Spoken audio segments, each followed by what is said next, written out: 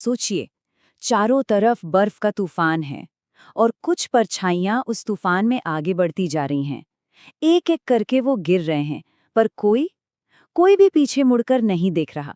ये महाभारत के विजेता पांडव हैं, जो अपनी सबसे रहस्यमयी और अंतिम यात्रा पर निकले हैं।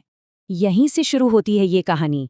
महाभारत का इतना बड़ा युद्ध जीतने वाले आज स्वर्ग की तरफ बढ़ रहे थे, पर शायद उन्हें भी अंदाजा नहीं था कि ये रास्ता उनकी सोच से कहीं ज्यादा मुश्किल होने वाला है। और इस पूरी यात्रा का सबसे बड़ा किरदार ये कुत्ता बनने वाला था।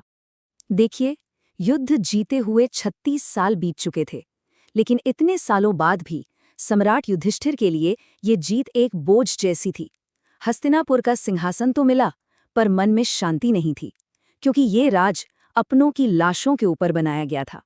कुरुक्षेत्र का वो मैदान अब एक खामोश कब्रिस्तान बन चुका था, और इस जीत की कीमत युधिष्ठिर को हर रोज राजसभा के उन खाली सिंहासनों को देखकर चुकानी पड़ती थी, जहां कभी उनके अपने कौरव बैठा करते थे।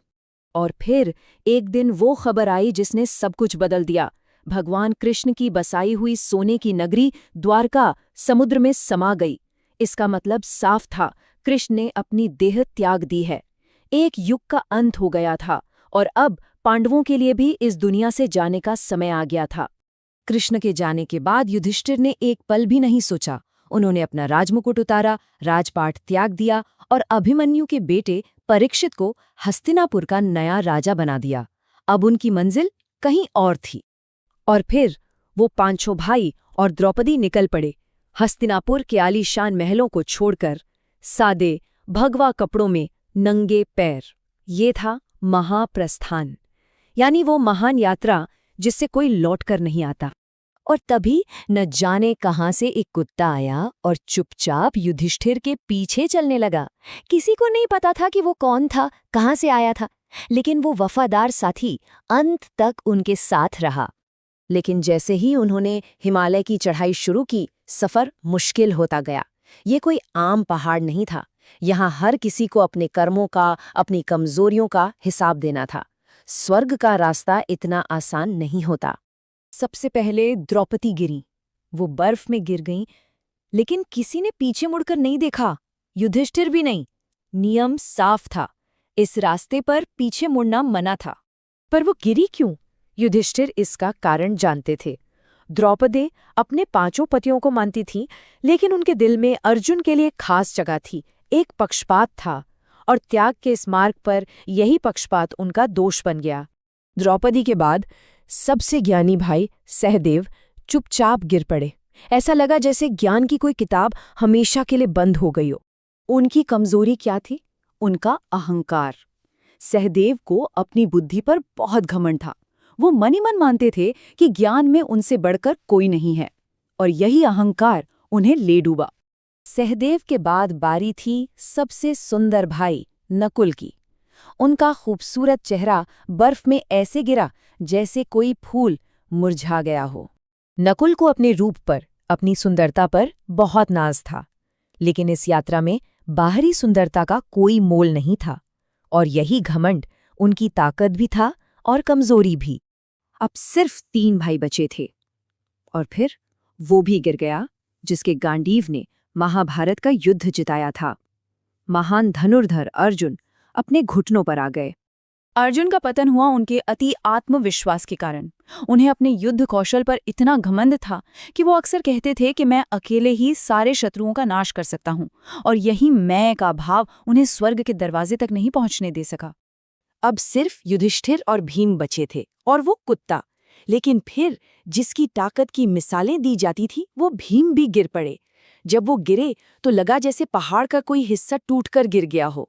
भीम की 2 कमजोरियां थीं, एक अपनी ताकत का घमंड और दूसरा उनका पेटूपन।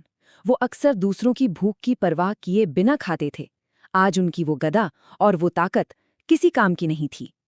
अब उस बर्फीले पहाड़ पर युधिष्ठिर बिल्कुल अकेले थे। नहीं, अकेले नहीं, वो वफादार कुत्ता अब भी उनके साथ था। जब वो सुमेरु पर्वत की चोटी पर पहुंचे तो आसमान से एक दिव्य रथ नीचे उतरा। वो स्वयं देवराज इंद्र थे, जो युधिष्ठिर को लेने आए थे। इंद्र ने युधिष्ठिर से कहा, धर्मराज, आपने सर शरीर स्वर्ग पाने का अधिकार कमाया है, रथ में बैठिए।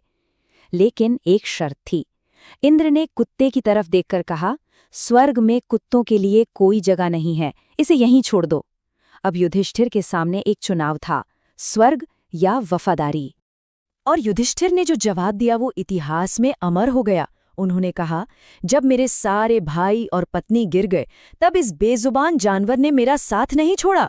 मैं उसे नहीं छोड़ सकता जो मेरे प्रति वफादार रहा। अगर ये स्वर्ग नहीं जाएगा तो मैं भी नहीं जाऊंगा।